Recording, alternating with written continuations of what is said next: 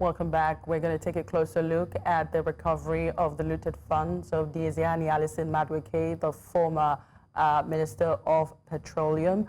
For more on that story, I'm now being joined from Brussels by Collins Nweke, a global affairs analyst. Good to have you tonight.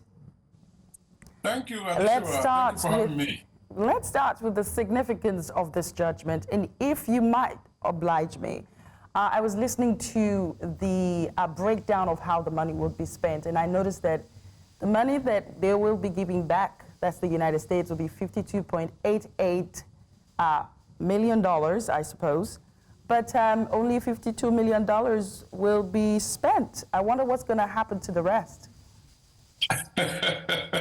Good question, Adeshewa. Well, first and foremost, you would have to understand that although the Nigerian Attorney General, mentioned, he gave an outline of how the money is going to be spent, Nigeria didn't have a hand in, where the money, how the money is allocated, because it is part of the agreement in the sense that, it is not up to Nigeria to determine how the assets repatriated will be spent. It is up to the repatriating country, as part of the agreement, to actually determine where the money goes to in terms of the repurposing. And the essence of that is indeed to avoid re-corruption, a situation where the money comes into the country, Nigeria,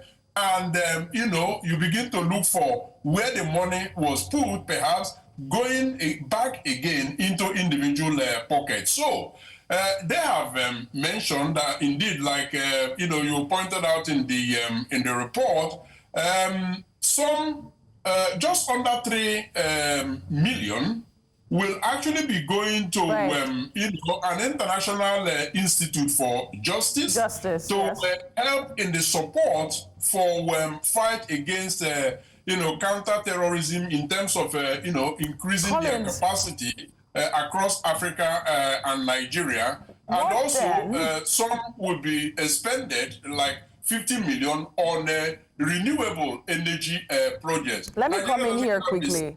Yes. Yeah. Let me come in here quickly, because corruption is a big problem in Nigeria.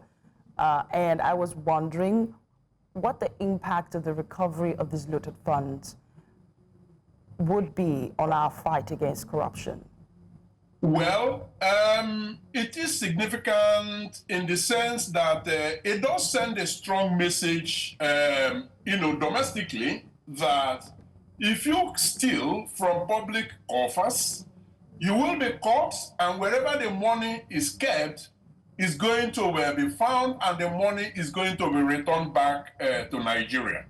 Now, it also sends a strong message to the effect that in the past, about 4 decades ago, when there are legislative bottlenecks out here in the West in terms of repatriating money, and even when they were not really keen on returning stolen asset back to Nigeria, their legislations have changed. There are legal frameworks now, and the civil society organizations, their citizens, no longer want to stomach a situation where monies from developing countries are, stacked away in their country. So all of these have culminated in, in what is happening. So on two fronts. Front number one, domestic, it sends a strong message to, potential thieves that this will not be tolerated anymore. You will be caught and the money returned.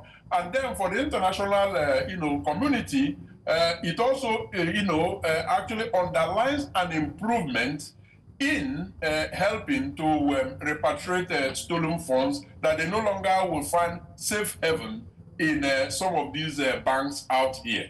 Excellent points. Thank you so much, Collins Nweke, a global affairs analyst who joined us from Brussels. Thank you. Thank you for having me.